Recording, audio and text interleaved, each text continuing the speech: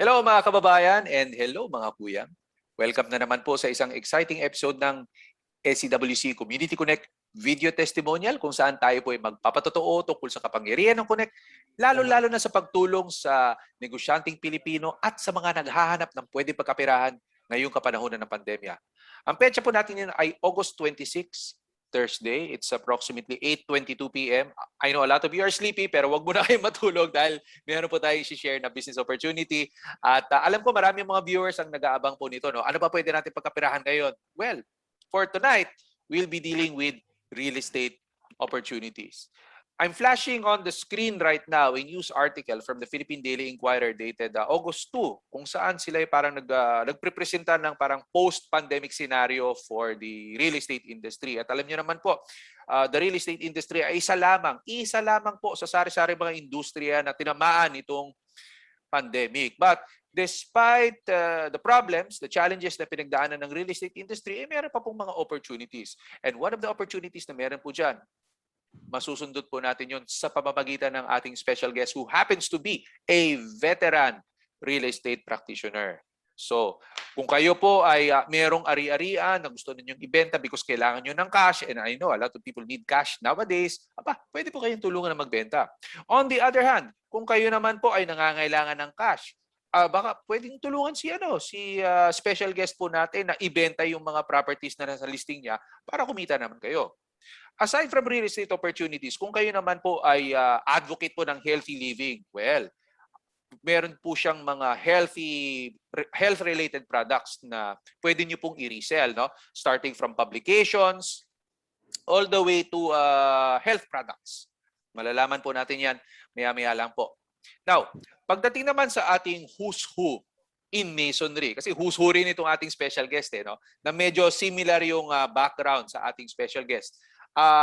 Itong who's who na mason na tututukan natin maya-maya, namayagpag din po sa industriya ng real estate, no? Specifically architecture, at namayagpag din po sa industriya ng education, just like our special guest. Yan.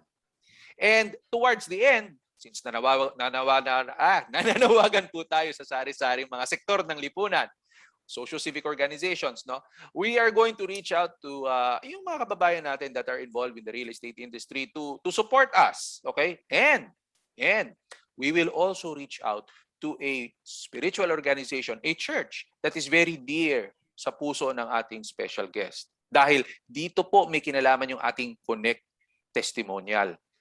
Now, I'm sure maraming mga kababayan natin na makaka-relate dito because sa ngayon, because of the pandemic, maraming mga kababayan ang feeling na sila'y walang-wala. I can understand. Walang pera. Walang kabuhayan. Walang kalusugan kaya nandoon sa ospital, di ba?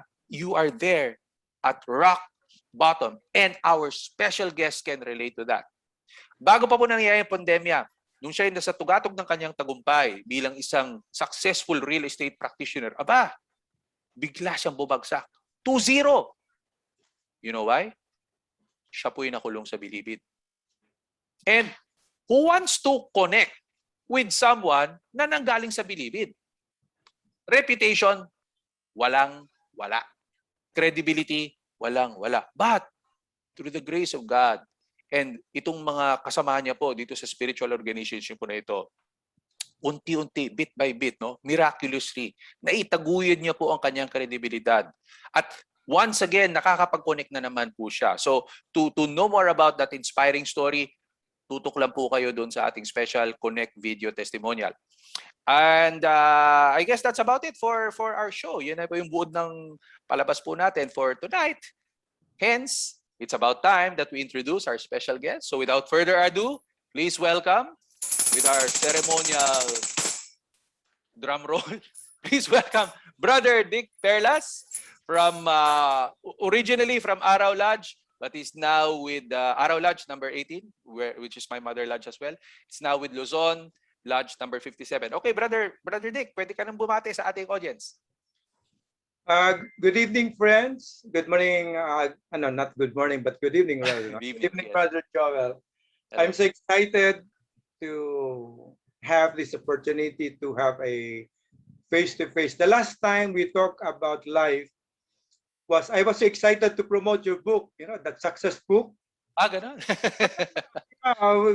We talk about it. So Okay. maybe we can Thank talk on you. it some other days. Correct. My name is Brother Dick Perlas. I was a Methodist.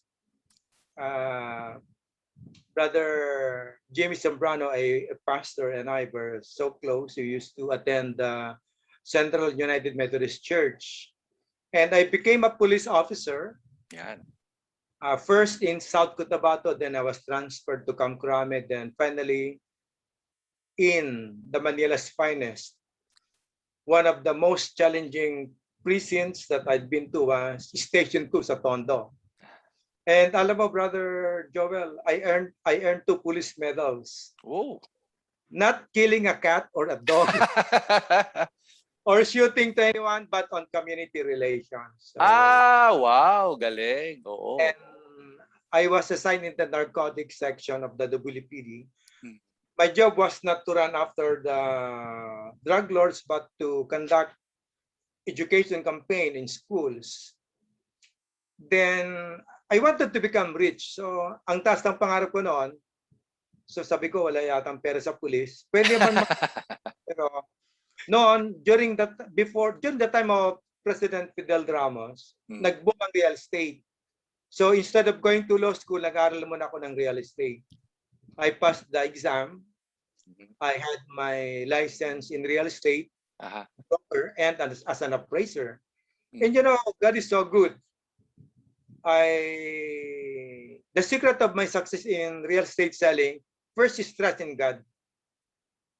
I never went the house without praying and kneeling down. Yun ang natutunan natin sa Methodist Church, kneeling down. And kailangan maging totoo ka lang sa client mo. And never take opportunity kung sobrang bayad nila or what. And by being successful in the real estate, I gained the trust and confidence of the owner. As a reward, my wife and I were able to travel to 23 countries, Brother Joel. And I've been to so many countries. But when I was in Israel, pagpunta ko sa Wailing Wall, I knelt down to God. Pumunta ko ng Jerusalem twice, isang Thursday and isang Sabbath afternoon. Sabi ko, Panginoon, ang hiningi ko lang na tulong sa inyo, wag lang sana akong makulong. Kasi at that time, nagkaroon ako ng kaso sa WPT, napagbintangan kami ng NBI. Kasama ko yung isang number 7 sa bar exam, who happened to be working sa law firm ng aking biyana. I will not mention his name. Okay. He was a retired judge. 3 anak niya, mga abogado rin. And one of the children was an ambassador to a foreign country. So I pray to God na sabi ko, Panginoon, please don't allow me to go to prison. But when I went home, years later, may natanggap ako na summon from Sandigan Bayan to appear before the court on November 29. Kinabahan ako ng Brother Joel. Pagtayo ko nga, sinintensyahan ako ng Sandigan Bayan. Kasama yung abogado. Pero would you believe, yung mastermind namin at taga BID acquitted. Kaya hiningan kami noon ng kalating milyon . Pero sabi ko sa wife ko, I think you met Debbie, di ba? Sabi ko, I'd rather go to prison than giving $500,000. Sabi ko, pang tuition fee na lang ng mga anak natin yan. So in short, I went to prison, Brother Joel. I went to prison on November 29. My first 70 days was very bad. Ang papaligo namin, 2 tabo lang. But you see, iba talaga pag meron kang trust sa Panginoon. And let me quote from Psalms 91. He that dwells in the secret place of the Most High shall abide under the shadow of Almighty. Ang tao kasi pag nakatikip ng mga kapigatian, they forget God. They rebel against God. So what I did in prison was I volunteered as a high school teacher. And then, when I became a high school teacher, ang mga tumulong sa akin doon, mga brother Masons din eh. Can you imagine that? And then one day, a miracle happened. Mm. Sa pag-volunteer ko na teacher, the most worshipful, and then Chief Justice Renato Puno. Oh, yeah. Also from the Methodist Church. Okay. Yeah, yes. Went to the national prisons to induct those prisoners na nagtuturo sa high school. Incidentally, 2 buwan pa lang ako noon na nagtuturo sa High school. high school kasi may pag college graduate ka, pwede ka magturo. At saka yung eskwelahan doon was under the government. Mm. Mabuti na lang kamo may dala-dalang cable to. Yung kapatid ko na pastor na ang cover page was most worshipful Renato Puno himself.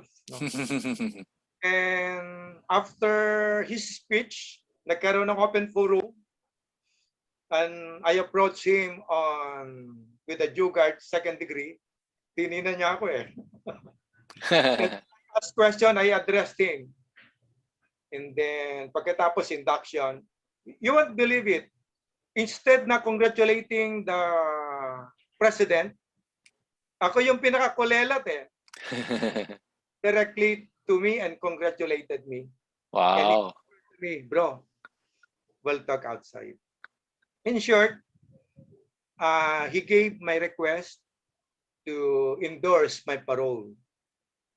And then many things happened inside the prison. I volunteered to preach inside the prison, and one miracle na naman ang nangyari. Yung isang pare na si Msgr Olaguer, na naging guest speaker natin sa Freemasonry luncheon meeting sa Taft Avenue. Sabi ko, Monsignor, pwede ba akong magsakristan pag ako nakulong? Bakit? May akalain mo, nagsasakristan ako sa kanya. Yeah. Then he endorsed my living out. Ibig sabihin, wala ka na sa loob ng kulungan. Then for 2 years, I did community service. And then paglaya ko, nag-community service ako sa Muntinlupa National High School. Sabi sa akin ni Dr. Palumik, Brother Dick, wala akong pera pambigay sa'yo. Pwede na bang 20 pesos a day? Pamasahe mo lang. Sabi ko, ma'am, that 20 pesos is more than enough. That means, hindi na ako maglalakad pag-uwi. I didn't know that she tested me. And then she gave me a lot of money, and she recommended that I would enroll in the masteral program. Yes. Nung kami ni-atay mo ng pera, nag-apply ako ng janitor. Sabi niya, ang tanda-tanda mo na to clean the corridor. Why? Who are you? Then I told them, I'm Brother Perlas. I just got out from prison. And I think this is the best job for me since I lost my prestige. You know what? Tinanong sa akin, alam mo, can you teach? Sabi ko, well, I was a teacher before I became a police officer. So they gave me an exam, hindi pa natapos, pinag-report na ako kinabukasan. And tamang sinabi mo, sino magtitiwala sa isang... Yeah. You no credibility, no connect. No one wants to connect. Yeah. But my connection was with God. Yes, yun yung importante doon. My connection... The most important connect. The most important connect is with God, right? The Freemasons of Muntinlupa, they vouched for my character, no? Nice. Okay. Oh. So, yon, I was hired to teach in the College of Education and Criminology. But looking back during my most difficult time, I knelt down to God in prayer. They thought I was crazy kasi, siyempre, tulad natin sa Methodist, I was a born-again Christian. I was allowed to pray 30 minutes sa quadrangle with a loud voice. And I always shouted to God, sabi ko, Panginoon, hear my prayer. Alam mo na wala akong kasalanan. And then, I became a Seventh-day Adventist. Not it's because I don't love the Methodist people, but because I believe in keeping the Sabbath. Nung ako ay lumaya na, ang tumulong sa akin was from Bagumbayan Lodge, no? Yan. Si Brother June Cruz. Yes, yes. Oh, by the way, before you move on to the next part of your life, no? Kasi bawat bahagi ng life mo very exciting. Ito, yung ating famous Freemason, the famous Kuyang na medyo similar yung background kay Brother Dick. I'm talking about Kuyang Tomas Mapua, also from Bagumbayan Lodge. Para sa mga para sa mga hindi nakakaalam, Mapua, where we get the school, Mapua, di ba? So involved in education, nagtayo siya. But actually, by profession, si Kuyang Tomas Mapua is an architect. He belonged to one of the first pensionados, kasi mga turn of the century, mga 1900s. Pensionados, kasi very talented siya, pinadala ng Amerikano sa abroad para mag-aral. And when he went back, he established several famous landmarks, no? Siguro yung pinakapamoso na diyan yung school sa Lasal. That nice structure, no, sa DLSU main. Siya po ang may gawa nun. At para naman doon sa mga yung ordinary housing, real estate, buhay pa po yung tinatawag natin na Mapua Mansion there in Pasay. So I'm flashing pictures of these landmark establishments na ginawa ni Kuyang Tomas Mapua from Bagumbayan Lodge. Just like yung isang kuyang na nakatulong kay Brother Dick, also from Bagumbayan Lodge. And speaking of the Methodists, pati din po ang aking paternal grandfather na si Bishop Cornelio Ferrer. Kuyang Cornelio Ferrer Sr. ay galing din po sa Bagumbayan Lodge. Okay? So that's our snippet from history. Let's go back to the future. Ituloy na natin ang buhay, ang makulay na buhay ni Brother Dick. Okay, so ito na, pumasok na yung mga Seventh-day Adventists. Kumonek ka na sa mga Seventh-day Adventists. Okay. So sana naman, briefly, sa pamantasan ng lungsod ng Muntinlupa, many were amused. First time daw kasi na merong full-time teacher or professor sa College of Education where I taught philosophy and humanities and the life of Rizal na dating bilanggo. And they really realized about it. So, nung may nakarinig, the 700 Club went to the pamantasan ng lungsod ng Muntinlupa and took a film about my life. Yeah,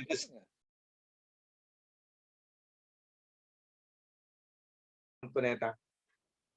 Pumunta dito ng Channel 5 and I have actually a video of that, no?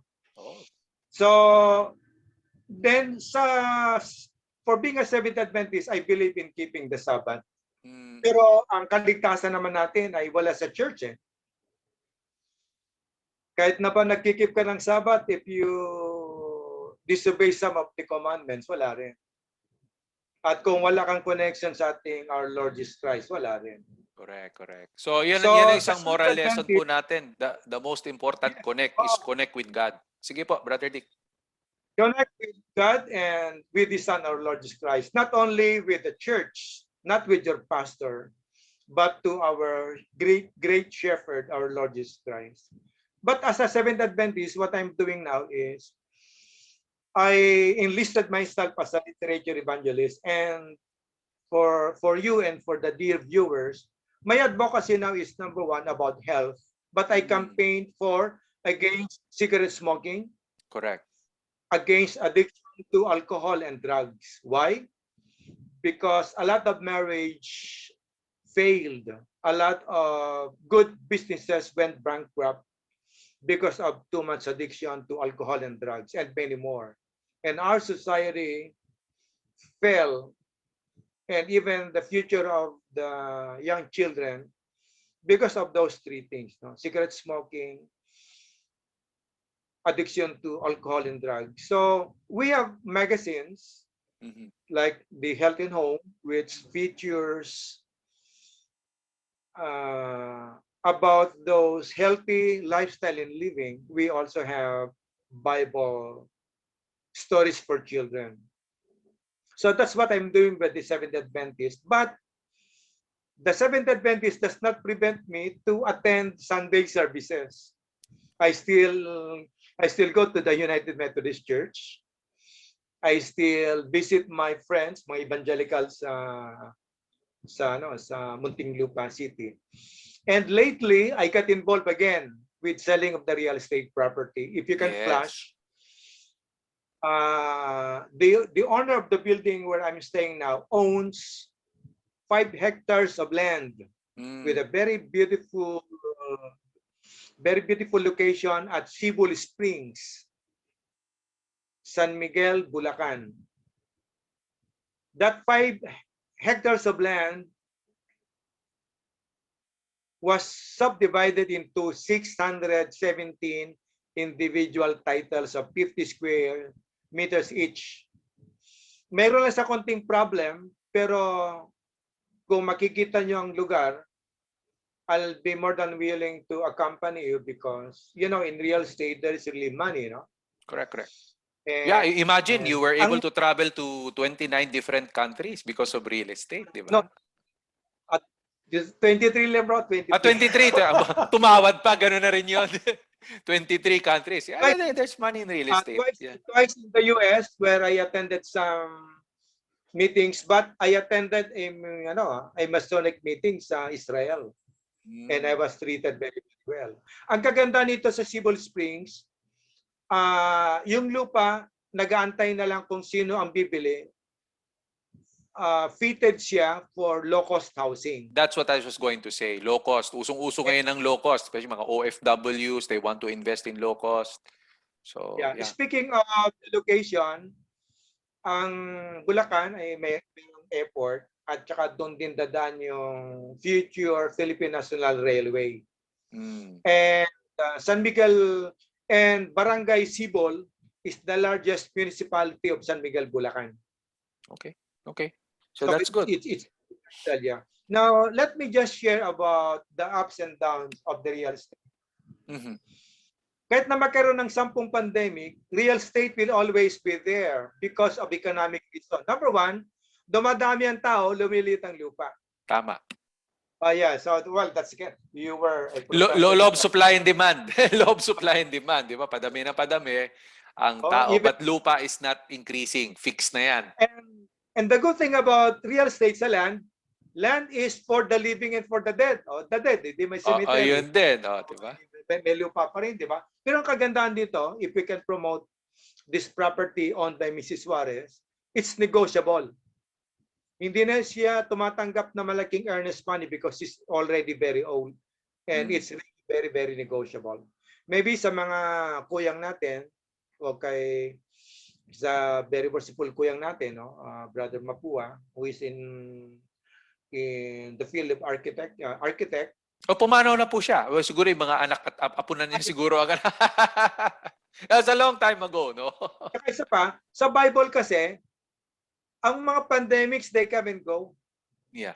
Like the pandemic of the Spanish flu. O sandali lang naman eh. Ang pinakamasigit na pandemic, Brother Joel, yung 4 na taon na gera. And in spite of the bombing and killing, people in the Philippines still survive.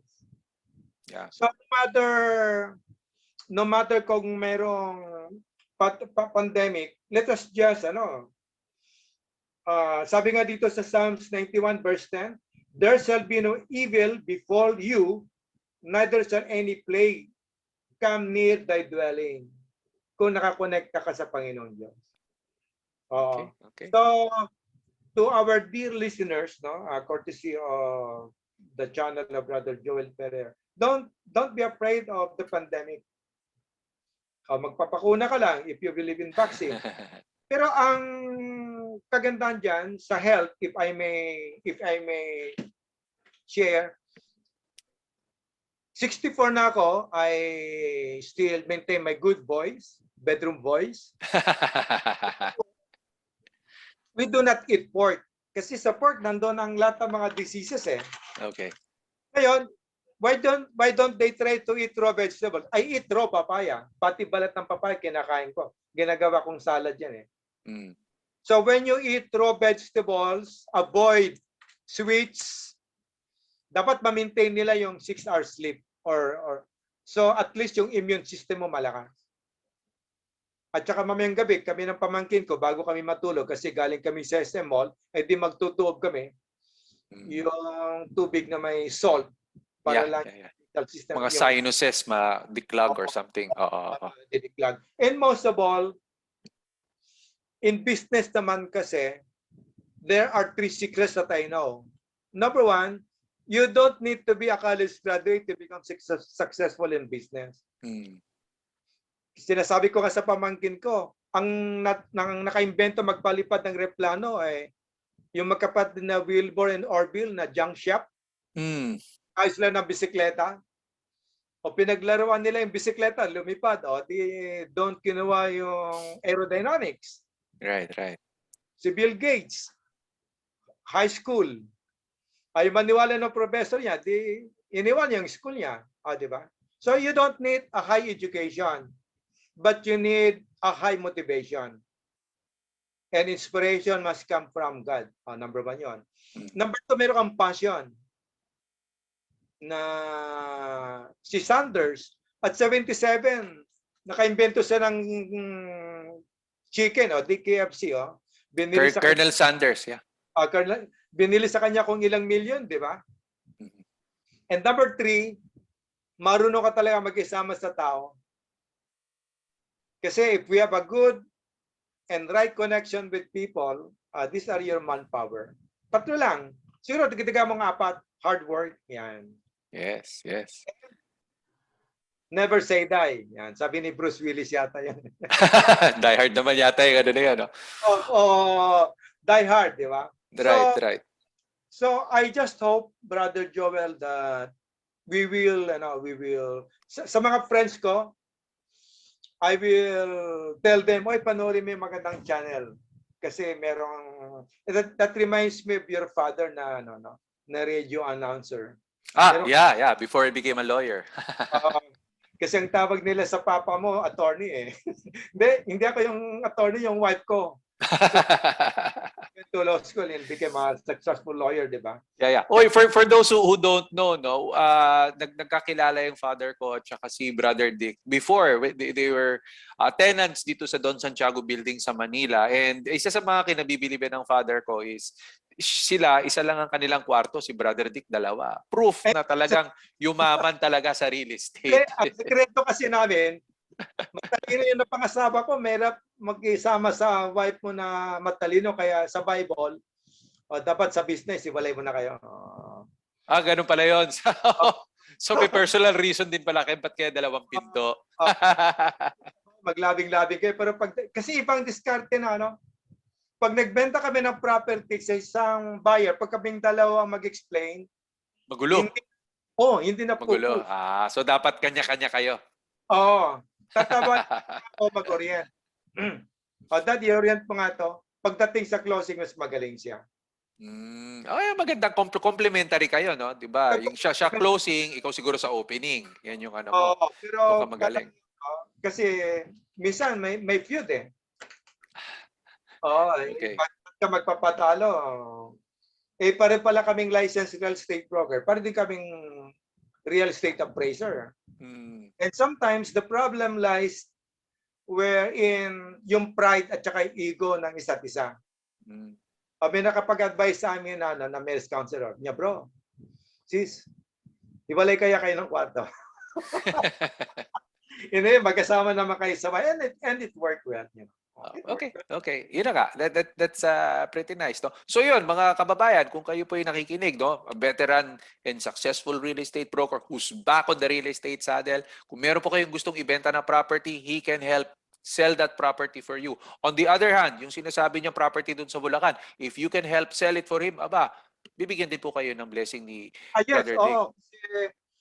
Ano yan 617 title. Mantakin mo yon, 617 titles. Imagine kung merong kayong kakilala na Manny Villar. Meron kang kakilala na tawag dito, may-ari ng Camellia Home. So di ba? Yan, yung lupa develop na kasi. Patag na. So kulang na lang ay papaganda ng konti bago tatayo ng mga bahay. So to those friends sa connect natin na who might want to look at the property, I suggest, Brother Joel, let's work on this together, no? Kasi this is a very big project na sana naman bago dumating ang December, maganda yung December natin. Sana nga. Yeah. Well, let's see what we can do. I mean, this is what the show is for, di ba? SCWC Community Connect. Tayo ay nagbibigay ng connect ayon sa ating kakayahan at kumukuha ng connect ayon sa ating pangangailangan. If I'll try to run through my database as usual, no promises kasi obviously I cannot connect everyone and anyone and everyone. But if there is something that I can offer in terms of connect, I will. I will, Brother Dick. Don't worry. That will be greatly appreciated. Yeah. Another thing na pwede kong ma-offer para makatulong in promoting naman yung inyong mga healthy products and healthy living books, no? Meron po tayong kuya kasama nyo diyan sa sa Luzon Lodge number 57. I'm talking about Brother Vic Hauchin, who is a former president of the Theosophical Society of the Philippines. Ako, madaming vegetarian po doon. Maraming mga yoga enthusiast. Yeah. Oh, kasi kasama sa practice nila 'yon eh. So if you do yoga, kung kayo nagpo-promote ng healthy vegetarian living, ayun, baka pwede kayo maging reseller nito mga products ni Brother Dick. That's correct. Para doon naman sa mga health supplements, he is also selling Royal, no? Yeah. We have Royal products, and what I have in mind, Brother Joel, we will not only resell the product, but we will help them become an entrepreneur in their own small aspect. Right. Yung pamangkin ko, nakatabi ko ngayon, ang mother niya ay DepEd teacher. Okay. At karamihan sa mga DepEd teachers na sa pandemic, nagkakaroon sila ng extra income by promoting the products. Because one of the top selling products for children ay yung chocolate nila. But for adults like us, meron silang produkto na maganda. For a man who lost his manhood, and for people na hindi pa bakunado or bakunado na like me, first dose, maganda yung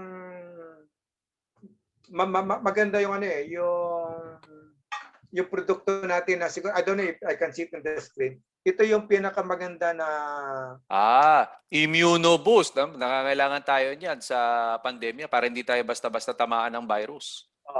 And ang maganda kasi dito, Brother Joel, is let's protect our body because this is the temple of God. Correct. Pero ang mga immune system, pag if a person still smoke cigarettes, nagpupuyat pa rin. Baliwala. Oo. So talagang dapat holistic, no? Oo. You can't have one without the other. Dapat pagsamahin talaga. Right.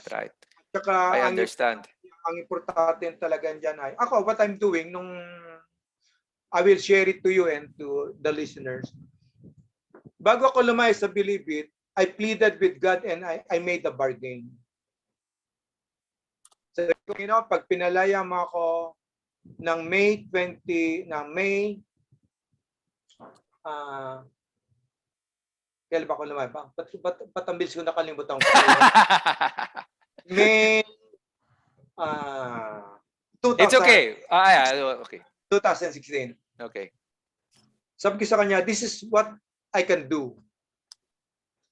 I want to do this. I want to glorify your name. I want to be active in the church, no? Which is what I'm doing now. I visit some churches, but hindi naman I always pray to God, I am a perfect person. Kasi kung alam mo ang buhay ni David, no? Si David, inagaw niya si Bathsheba. Yung asawa ni Bathsheba na si Uriah, pinapatay niya, di ba? Oh, yeah. Imagine that. Imagine being one of the role models of Israel, di ba? Yes, David, and he was after God's own heart. Pero ang kagandahan kasi sa Panginoon natin, ang kanyang pagpapatawad from the earth to the heaven. Pero ang kanyang galit, sandali lang. No? Nasa book of Psalms yan eh. Na kung magalit ang Panginoon ay ganito lang. Pero kanyang kapatawaran mahaba. So when people commit mistakes, if they disobey the Ten Commandments, we have God, the God of Israel. More so, meron din tayong isa pang pinadala ng Diyos, no? Ang kanyang bugtong na anak mismo. Because God, kaya nga siya namatay sa cross to forgive us for our sins, no? Right. So, ang connection natin ay number one sa programa mo. Salamat po. Most of all is the God of Israel that created us. Correct. Then, of course, SCWC. Kasi kung hindi dahil kay John Cruz, hindi ko rin kilala si John Cruz eh. Nagkaroon ako ng website nung nabasa niya, o ba't nakulong si Dick Perlas o ganyan. Then nagtanong-tanong siya sa Grand Lodge, mabuti na lang at maraming naniwala na I was innocent. Pero bago ako tinulungan ni Attorney Jojo Sabban, inimbestigan ako talaga. Si Marlon Buwan nga, si Kuya Marlon natin. Yeah, Kuya Marlon, yeah, from Araw, yeah. Yeah, Pau Chief no Manila. Hmm. Sabi niya, nung pumunta ko sa opisina niya, alam mo ba Kuyang, I defended you, munti ka na ma-expelled sa Araw Lodge. But I defended you. Sabi niya, ba't mo expelled si Brother Dick? Eh, we believe sa aming investigation, wala naman sa kasalanan. But to those people who have experienced a lot of pandemic in their life, broken marriages, finances, may mga kamag-anak o kapatid na met the same fate, no? Swerte sa buhay. Ito ay mga pagsubok lang ng Panginoon eh. Instead na magalit ka sa Panginoon, just like Job, di ba?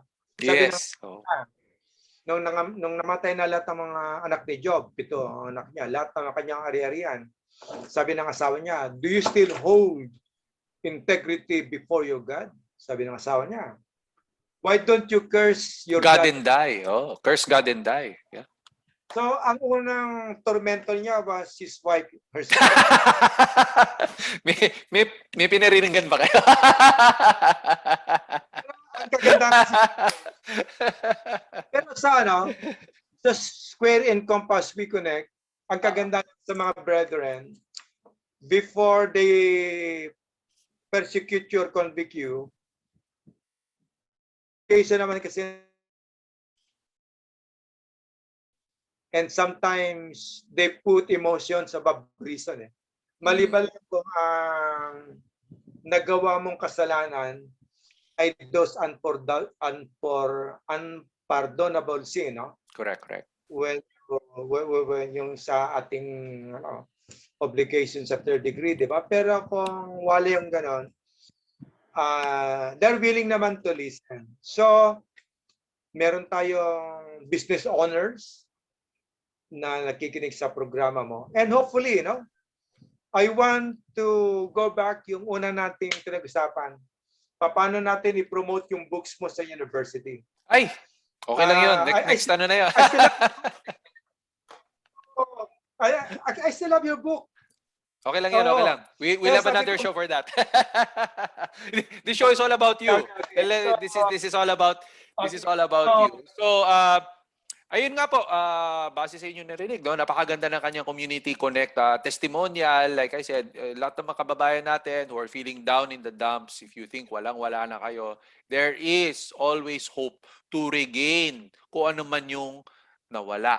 Diba? Kung feeling nyo kayo walang-wala, katulad ng pinagdaanan ni Brother Dick, meron pang pagkakataon. Habang may buhay, may pag-asa. So, we would like to reach out again sa mga kababayan natin that are involved in real estate to please support Community Connect. Like Brother Dick said, no, maganda ang mga opportunities right now for real estate.